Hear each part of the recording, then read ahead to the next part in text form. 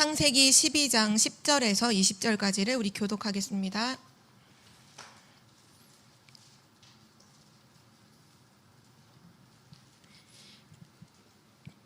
그 땅에 기근이 들었으므로 아브라함이 애굽에 거류하려고 그리로 내려갔으니 이는 그 땅에 기근이 심하였음이라.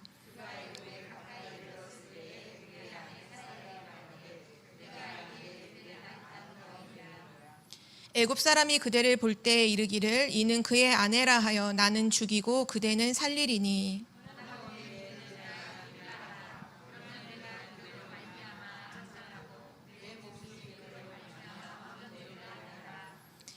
아브라함이 애굽에 이르렀을 때 애굽 사람들이 그 여인이 심히 아리따움을 보았고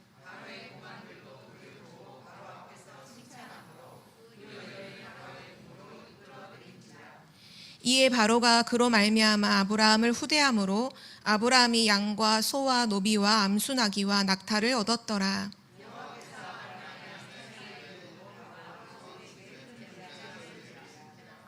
바로가 아브라함을 불러서 이르되 내가 어찌하여 나에게 이렇게 행하였느냐? 내가 어찌하여 그를 내 아내라고 내게 말하지 아니하였느냐?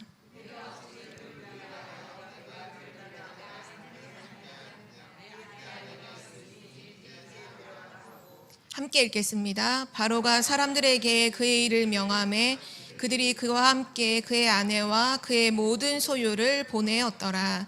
아멘. 오늘 창세기 14과 말씀의 제목은 아브라함의 불신앙입니다.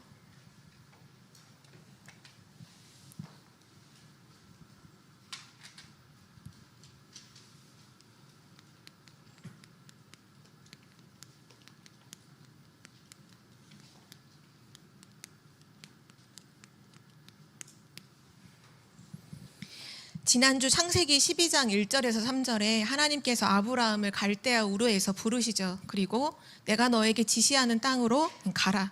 그래서 아브라함이 지금 하나님의 말씀을 따라서 지시하신 곳 바로 가나안 땅으로 들어갔어요.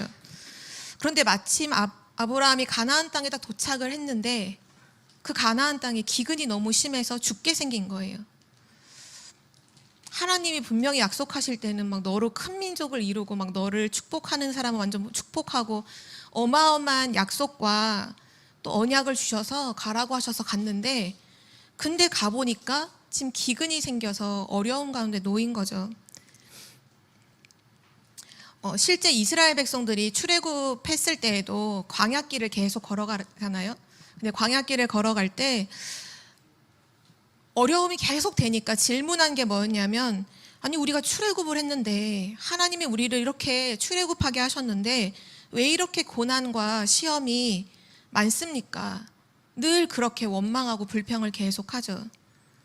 그건 지금에 있는 사람들이 나는 예수 믿는데 왜 이렇게 나는 시험이 많고 고난이 많습니까? 라는 것과 같은 맥락의 질문이죠.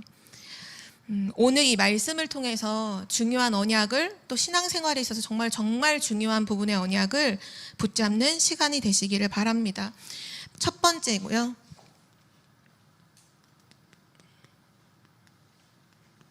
이스라엘 백성들이 광야길을 걸어갈 때 그리고 오늘 아브라함이 언약을 따라 가고 있는데 왜 고난이 생길까요? 그리고 언제까지 고난을 당하게 될까요? 이스라엘 백성들이 계속 광야길 걸어가는 동안 계속 어려움이 생기고 또 아브라함에게도 계속 문제가 생기는 이게 도대체 왜 그런 건지 하나님이 왜 그렇게 하셨는지를 우린 질문해 봐야겠죠. 한마디로 얘기하면 그들의 마음속에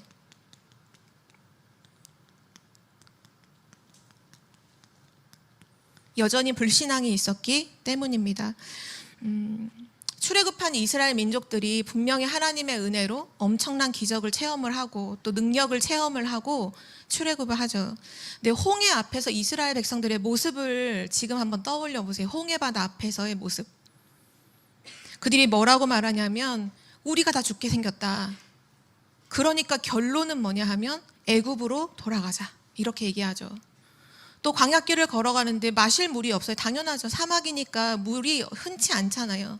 그때 그 사람들이 또 뭐라고 말하냐? 아니, 우리를 죽이려고 광야로 데리고 왔느냐? 그리고 나서 결론이 뭐냐? 또 애굽으로 돌아가자. 나중에 보면 이제 시내산까지 와서 이제 모세를 하나님께서 부르시죠. 시내산에 이제 그 십계명을 받으러 올라가요. 그리고 나서 많은 시간이 지나요. 몇 주가 지나도, 내려온다고 하는 시간이 지나도 모세가 내려오질 않는 거예요. 그때 이스라엘 백성들이 어떻게 하냐 하면, 분명히 모세가 저기서 죽었다. 그러니까 우리는 애굽으로 돌아가는데 그냥 우리 힘으로는 애굽으로 못 가니까 우리를 인도할 신을 만들자라고 해서 자기 갖고 있는 모든 금부치들을 다 모아서 애굽이 섬겼던 우상인 금송아지 신상을 만들고 거기서 막 제사를 지내거든요. 또 나중에 광야길을 다 끝내고 이제 가나안 앞에서 정탐꾼을 보내죠. 12명의 정탐꾼이 가서 오고 이제 보고를 할 때 10명의 정탐꾼이 이제 불신앙의 보고를 하잖아요. 2명은 아니다. 여호수아와 갈렙은 아니다. 과연 하나님이 인도하신 땅이 맞다. 근데 이스라엘 백성들이 누구의 말을 듣냐 하면 하나님의 언약을 붙잡은 믿음의 사람들의 말을 듣는 게 아니라 불신앙의 보고를 듣고는 자기 옷을 막 찢고 통곡을 하고 심지어는 모세를 막 죽이려고 하면서 다시 또 뭐라고 하냐? 애굽으로 돌아가자. 그 얘기를 계속해요. 이스라엘 백성들이 실제 몸은 출애굽을 했는데요. 실제 마음과 생각과 자기의 실제 삶은 여전히 애굽을 벗어나지 못하는 거예요. 그래서 문제만 생기면 어디로 돌아가자라고 얘기하냐? 애굽으로 돌아가자. 홍해 앞에서도 애굽으로 돌아가자. 물이 없으면 애굽으로 돌아가자. 고기가 먹고 싶은데 고기가 없어요? 애굽으로 돌아가자. 어떤 전쟁이 생겨요? 애굽으로 돌아가자. 여전히 애굽의 노예로 되어 있는 거예요. 하나님이 우리를 지금 출애굽시켜서 지금 우리를 이끄시는 게 하나님이라는 거를요, 믿지를 못해요. 기적은 봐서 와 놀래기도 하고 막 소름도 끼치고 하지만 하나님의 인도하심을 믿지 않아요.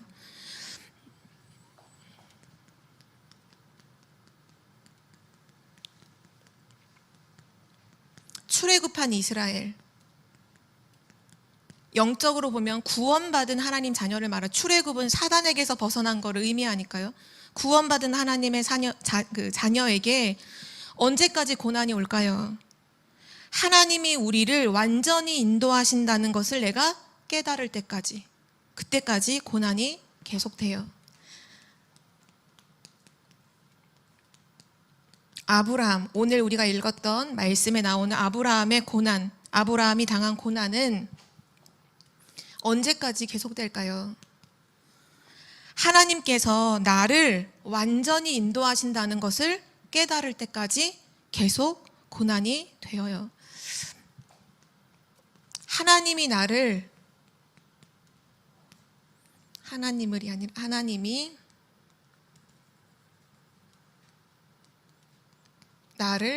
인도하신다.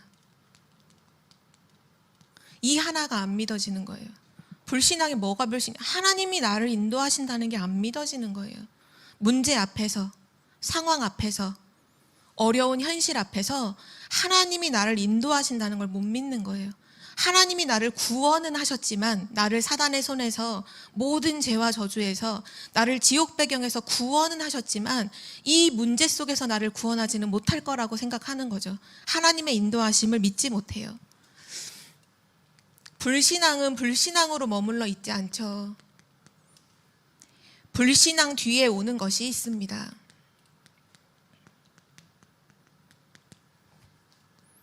불신앙하면요, 처음에 뭐 하게 되느냐? 원망이 딱 나와요. 내가 지금 불신앙을 하고 있는지 안 하고 있는지 뭘로 체크하면 되느냐? 원망이 딱 나와요. 어떤 사건이나 일이 생겼을 때 원망이 나와요. 이스라엘 백성들이 광야에서 늘 했던 거죠. 당연히 원망 섞인 그 마음이 생기니까 입으로 계속 불신앙의 말들이, 불평이 계속 되는 거예요. 불만. 서로 불평하고 있으니까 서로 계속 싸우는 거예요. 네가 맞다, 내가 맞다, 뭐 문제 어떻게 하느냐 하면서 계속 싸워요. 그리고 불신앙하니까 당연히 이스라엘 백성들이 광야에서 했던 것처럼 이제 우상을 섬기죠. 다른 거 붙잡죠. 다른 거 붙잡고 늘 뭐 어떻게 하느냐? 상황 따라서 늘 판단하는 거예요. 하나님의 말씀을 따라, 언약을 따라 판단하는 게 아니라 상황을 따라 항상 판단을 해요. 그런데 판단을 해놓고도 결국은 불안해요. 왜냐면 내가 그걸 판단을 한 거잖아요. 상황 판단을 해놓고도 불안하니까 이제 불신앙의 행동들을 계속하는 거죠. 불신앙의 선택을 계속하는 거죠. 이게 불신앙 뒤에 오는 것입니다. 원망으로부터 시작해서 불안과 막 불평, 싸움, 상황에 대한 판단, 그러니 불신앙의 행동을 계속하는 거죠. 오늘 메시지를 통해서 중요한 언약을 잡아야 하는데요. 신앙은, 믿음은 바로 이 얘기죠. 우리의 믿음은 영원한 축복을 남기고 불신앙도 분명히 뭔가를 남기는데요. 불신앙은 영원한 저주를 남깁니다. 창세기에서는 중요한 언약 잡은 4명의 인물을 우리에게 보여주면서 신앙생활에 대한 부분, 복음에 대한 부분, 전도와 선교에 대한 부분을 다 답을 주고 계시죠. 아브라함이 비록 오늘은 불신앙하는 모습으로 이제 말씀에 나오지만 아브라함이 진짜 하나님 앞에 믿음으로 섰던 또 고백했던 순간이 있어요. 그게 언제냐면 창세기 22장 1절에서 13절이에요. 이때가 딱 언제냐면 하나님께서 약속하신 대로 아브라함에게 이제 자녀를 주세요. 이삭을 주죠. 그리고 나서 이삭이 자라는 가운데 어느 날 하나님 말씀하시는 거예요. 이삭을 바치라는 거예요. 하나님한테. 번제로 드려라고 하는 거죠. 그래서 이삭을 데리고 아침 일찍 모리아산으로 이제 출발을 해요. 같이 짐을 졌던 종을 산 밑에 남겨두고 아브라함과 이삭만 따로 이제 올라가는 거예요. 그때 이삭이 묻잖아요. 아버지, 하나님께 예배를 드리는데 지금 이렇게 번제할 수 있는 나무와 불은 다 있는데 번제할 어린 양은 어디 있습니까? 이때 아브라함이 믿음을 딱 고백해요. 이삭의 질문에 아브라함이 믿음을 고백했는데 이 믿음 고백한 것이 아브라함의 일생을 좌우하는 이제 결과를 가져와요. 일생 정도가 아니라 영원한 축복을 가져오는 그런 과정이 되죠. 하나님께서 친히 준비하실 것이다. 그때 믿음을 고백한 그날에 아들 이삭에게 그리스도가 완전 생명으로 체험이 되잖아요. 아, 내가 죽어야 되는데 나 대신 순양이 죽었구나. 이 의미가 나 대신 그리스도가 십자가의 죽으심을 의미하는 것처럼 아브라함이 일생을 좌우하는 믿음의 고백을 이때 하게 되죠. 또 이삭도 마찬가지인데요. 창세기 26장 10절에서 18절에 보면 이삭도 아브라함이 오늘 겪었던 상황과 같은 상황을 맞이하게 돼요. 가나안 땅에 있는데 기근이 생긴 거예요. 그래서 지금 이제 애굽으로 내려가려고 애굽으로 가는 길목에 이제 길갈이라는 곳에 있을 때에 그날 밤에 하나님이 이삭에게 이제 말씀하시는 거예요. 너는 여기 머물러라. 애굽으로 내려가지 말고 여기 길갈에 머물러라. 그때 이삭이 어떻게 했냐면 믿음을 딱 선택해요. 지금 기근이 와서 먹을 게 없는데 애굽으로 내려가지 않고 하나님의 말씀을 따라 하나님의 언약을 따라 그 길갈에 머물죠. 그리고 거기서 농사를 짓는데 그의 100배의 이제 결실을 하게 돼요. 뭐 이 이후에 보면 뭐 10장 이후에 이렇게 쭉 나오는 걸 보면은 이삭이 이게 땅을 파면 보통 그때 그 시대에는 땅을 파면 기름이 나오니까 이제 물이 굉장히 귀중하잖아요. 땅을 파서 샘을 얻으면 주변에 있는 사람들이 시비를 걸어 다 빼앗아 가는 거예요. 근데 이삭이 전부 다 양보를 해요. 싸우지 않고 전부 다 양보를 하는데 실제 나중에 이삭은 셈의 근원을 얻죠. 이게 무슨 의미냐면 진짜 하나님의 능력을 믿을 때 하나님의 큰 역사를 체험하게 되죠. 다 기근인데 100배의 응답을 누리는 것처럼요. 또 모든 것을 양보하는 이유가 뭐냐? 하나님이 나를 축복하시면 누구도 막을 수가 없다는 걸 진짜로 알았던 거예요. 그래서 싸우지 않고 모든 걸 양보해요. 그리고 실제 하나님의 축복은 전부 다 이삭에게 머물죠. 우리가 오늘 100배를 얻었다, 또는 셈의 근원을 얻었다, 그러기 위해서 나도 하나님을 믿어야겠다, 그런 동기조차 하나님 아시고 응답하지 않으시죠. 그 의미가 아니라 나는 죽어도 좋다 이거예요. 기근이 와서 굶어 죽더라도 나는 하나님 주신 언약을 붙잡겠다. 그 믿음을 회복한 사람이 바로 이삭이었고요. 또 야곱도 보면 하나님 앞에서 진짜 진실하게 믿음을 고백했던 순간이 나오는데요. 창세기 28장 18절에서 22절이에요. 우리 이 말씀 함께 찾아보도록 하겠습니다. 창세기 28장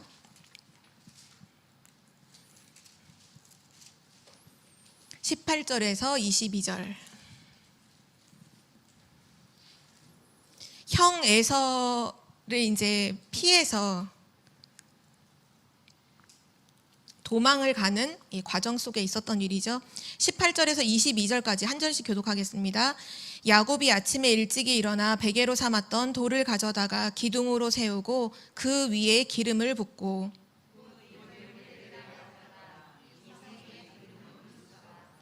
야곱이 서원하여 이르되 하나님이 나와 함께 계셔서 내가 가는 이 길에서 나를 지키시고 먹을 떡과 입을 옷을 주시어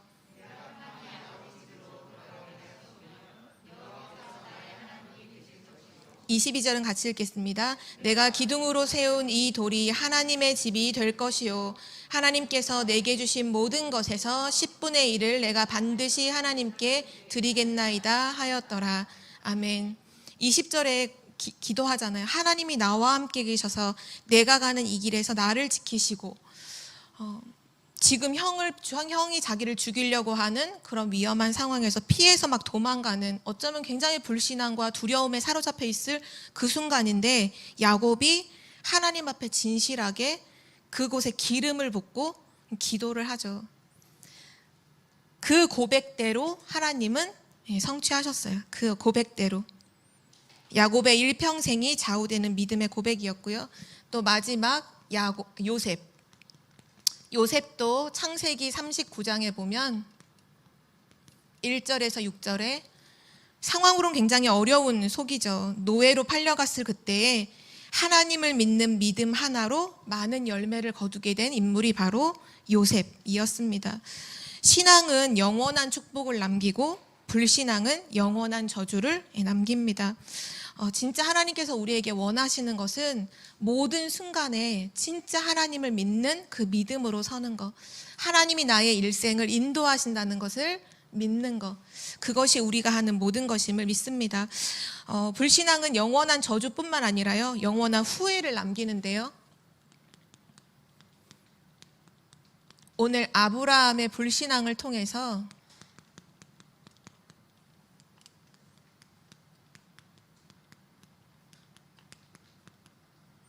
영원한 후회가 이제 남게 됩니다. 우리는 되게 쉽게 불신앙을 하잖아요. 엄청나게 큰 불신앙을 하기보다는 순간 불신앙을 할 때가 굉장히 많이 있는데요. 불신앙 그 자체로 언제든지 우리에게는 실패가 다가오게 돼요. 그래서 순간순간 진짜 불신앙을 버려야 하는데요. 특별히 오늘 기근을 만나서 애굽으로 내려가죠. 그때 어떤 일을 당하나요? 아브라함이 불신자에게 조롱을 받아요. 하나님이 너를 축복하는 사람을 막 축복하고, 이게 엄청난 존재인데도 불구하고 불신앙하다가, 오늘 왕이 그렇게 고백하잖아요. 네가 어찌하여 나에게 네 아내를 너의 누이 동생이라고 하였냐, 어떻게 나한테 이렇게 행할 수 있느냐. 완전히 망신을 당한 거죠. 불신자에게 조롱을 당하고요. 또 아브라함의 불신앙으로 인해서 누가 재앙을 받느냐 하면 불신자의 가정에 재앙이 임해요. 불신자의 가정을 살리지는 못할 망정 오히려 아브라함의 불신앙 때문에 바로왕의 가정에 큰 재앙이 임하죠. 하나님 자녀가 불신앙하면 이런 결과를 가져오게 되고요. 또 애굽에 내려갔다가 그때 많은 소와 양과 많은 사람들을 얻게 되죠. 그때 데려온 인물 중에 한 명이 바로 하갈이라고 하는 몸종이에요.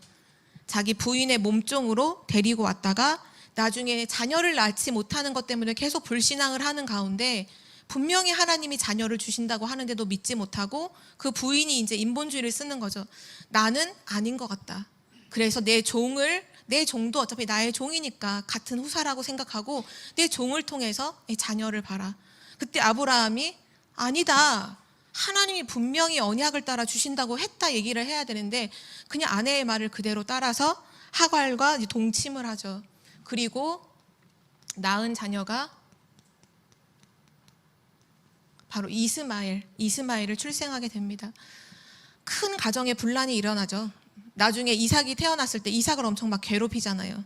그래서 가정이 막 분쟁이 일어나고 사라가 보다 못해서 쫓아내라 해서 결국은 가정에서 쫓겨나가게 되고 실제 이제 한 민족을 이루는데 지금 이슬람의 후손 그 선조가 딱 이스마엘이잖아요.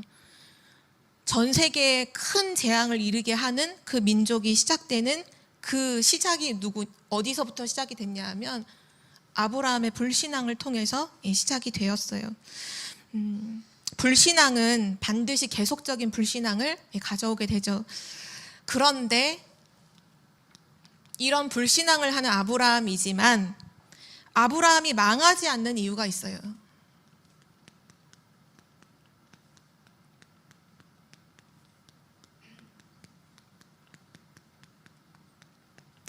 이것은 곧 우리도 불신앙하고 연약하지만 우리가 망하지 않는 이유이기도 하죠. 아브라함이 망하지 않는 이유는 뭐냐? 창세기 12장 1절에서 3절. 하나님의 분명한 언약이 있었죠. 그리고 창세기 22장 1절에서 13절에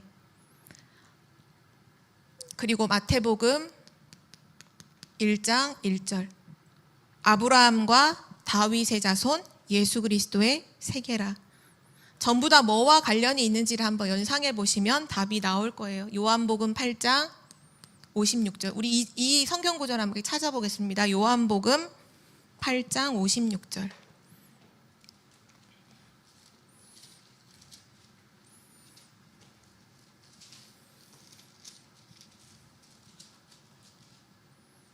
요한복음 8장 56절. 우리 함께 읽겠습니다. 너희 조상 아브라함은 나의 때 볼 것을 즐거워하다가 보고 기뻐하였느니라. 아멘. 예수님께서 하신 말씀이죠.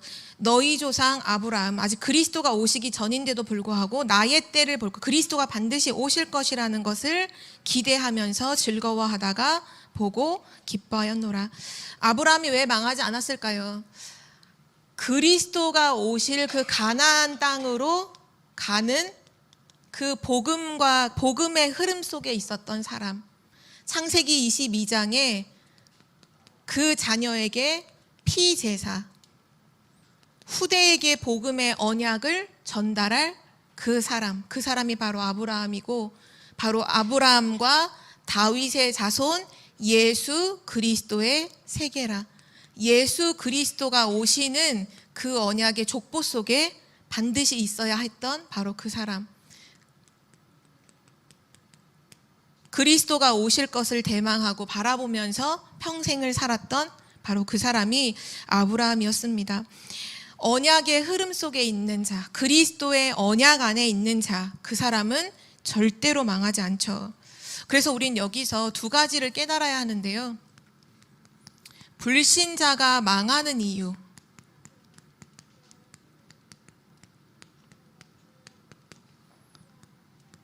그리고 신자는 망하지는 않죠. 구원을 받았으니까요. 신자가 실패하는 이유. 불신자는 왜 망할까요? 대답해 보실까요? 불신자는 왜 망할까요? 이유가 뭘까요? 만약에 어떤 랩넌트나 또는 새신자가 여러분에게 불신자가 망하는 이유는 뭡니까? 라고 질문한다면 뭐라고 대답해 주시겠어요? 네? 복음이 없어서. 또 다른 분은 뭐라고 대답할 것이 있나요? 구원의 길에서 벗어나 있기 때문에. 맞아요. 그리스도가 없기 때문에 불신자는 망하는 거예요. 우리가 잘하고 불신자 중에는 우리보다 더 윤리도덕적으로 훨씬 더 멋있게 살아가는 사람, 바르게 살아가는 사람도 많아요. 다른 사람이 존경할 만큼 삶도, 자기가 하고 있는 일도, 가정도 제대로 하고 있는 사람이 있다니까요. 그런데 망해요. 어느 날 다가오는 사단의 공격, 영적 문제, 운명, 저주, 그걸 막지를 못해서 망하는 거예요. 그걸 막을 수 있는 답이 복음밖에 없어요. 복음이 없어서 불신자는 망해요. 그러면 이런 생각 해보신 적 있잖아요. 신자가 실패하는 이유 고민해 보신 적 있으시죠? 나는 왜 이렇게 다 안 되지? 또는 누군가를 보면서 저 사람은 분명 구원받은 하나님 자녀인데 왜 안 될까? 신자가 실패하는 이유가 뭘까요? 그리스도로 끝내지 않아서.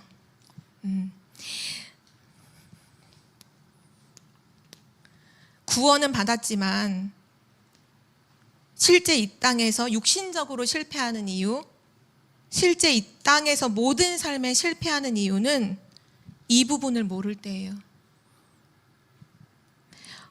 그 부분이 뭐냐, 좀 구체적으로 설명을 하면 세 가지를 분명히 알고 있어야 승리하는데요. 첫 번째가 뭐냐, 지금 사단이 역사하고 있다는 것을 알고 있어야 돼요. 사단은 지금도 살아있고 역사하고 있음을 정확하게 알아야 돼요. 그리고 이 땅은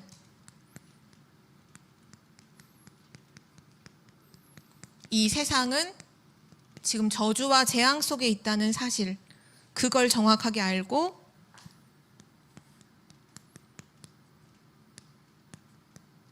왜 오직 그리스도여야 하는지, 이 부분을 내가 느끼면서 살지 못하면 신자는 실패하게 됩니다.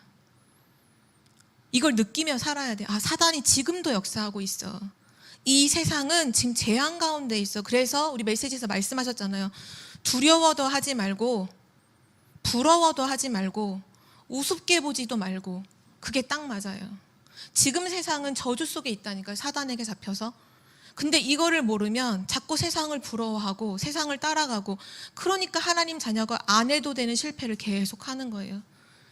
사단의 역사를 알고 지금 세상이 저주 가운데 있다는 것을 계속 확인하고 느끼면서 이거 그리스도가 아니면 안 돼. 맞아. 오늘도 오직 그리스도여야만 한다는 거를 매일 삶 속에서 느끼고 사는 사람은요, 절대로 망하지 않아요. 반드시 승리하게 된다는 것. 하나님께서 오늘 우리에게 그것을 말씀하고 계시고요. 그래서 결론인데요. 오늘 말씀의 결론은 한 가지예요.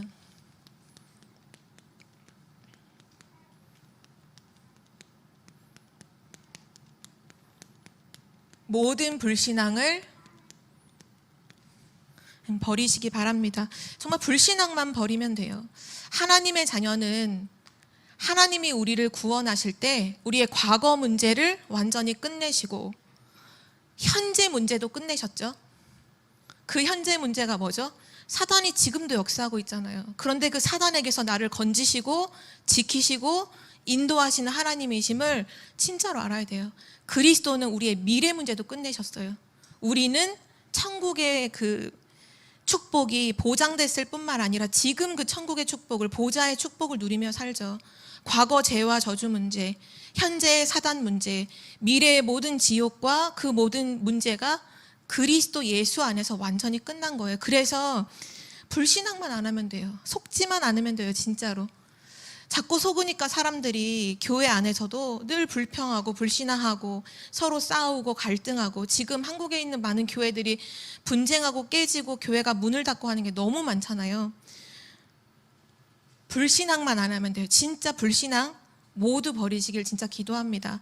우리가 메시지를 들을 때 항상 그렇게 표현하시잖아요. 손톱만큼도 불신앙하지 마라. 하나님이 지금 나를 인도하고 계신다는 거, 이거 깨달을 때까지 고난이 계속 오는 거예요. 하나님이 나를 지금도 반드시 나를 인도하신다.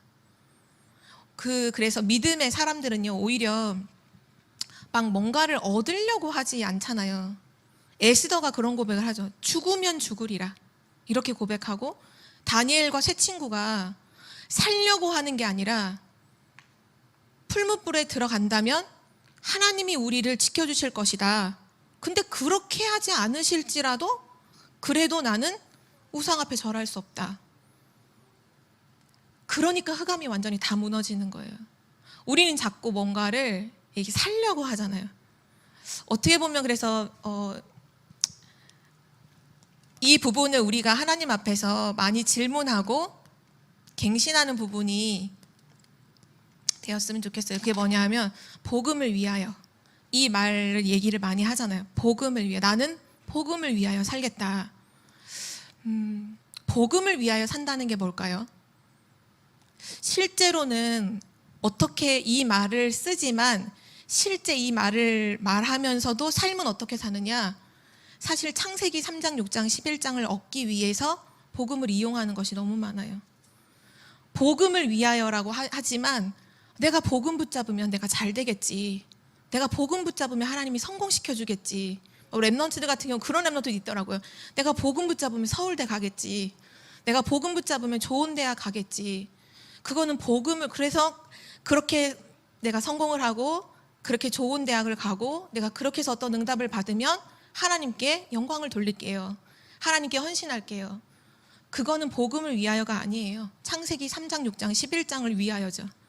그거를 위해서 사실은 복음을 이용하는 거잖아요.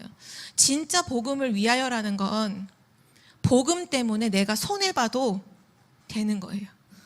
복음 때문에 내가 포기하는 거, 그거를 선택하는 거예요. 복음 때문에 내가 손해를 보고 불이익을 당하고 내가 나만 안 되어져. 막 교회는 잘 되고 다른 사람 막 되는데 나만 안 되어지는 상황이 온다 할지라도 복음을 위하여면 그 길을 가는 것이, 그게 진짜 복음을 위하여예요. 오히려 나를 포기하고 나의 물질을 포기하고 나의 성공을 포기하고 그러면 망하느냐? 아니요. 하나님이 세계복음화의 그 사람을 사용해 주시죠. 진짜 복음을 위한 사람. 언제나 랩넌트 7명은 복음을 위해 사는 사람들이었어요. 나라고 하는 것이 없었죠. 복음을 위해서 죽음이 온다. 기쁘게 그 길을 가는 거예요. 전에 한번 메시지를 들을 때 랩넌트들한테 당부를 그렇게 말씀하시더라고요. 랩넌트 데이 때 메시지였는데 이런 말씀하실 때 되게 마음에 부딪혔어요. 우리 랩넌트들아, 너가 살아가는 너의 인생길에서 하나님이 주시는 성공이 없거든 성공하지 마라. 세상의 성공 따라가지 마라. 그런 거 기웃기웃 거리지 마라. 만약에 너의 인생 속에 하나님이 주신 성공 없다면 차라리 성공하지 마. 성공 없는 길을 그냥 가. 하나님이 주시지 않는다면. 그때 그렇게 랩넌트에게 말씀을 하시더라고요. 그래, 맞다. 우린 지금 성공을 위해 가는 게 아니다. 응답을 위해 가는 것도 아니고 예수가 그리스도이시기 때문에, 그리스도가 십자가에서 모든 문제를 끝냈기 때문에 우린 하는 거죠.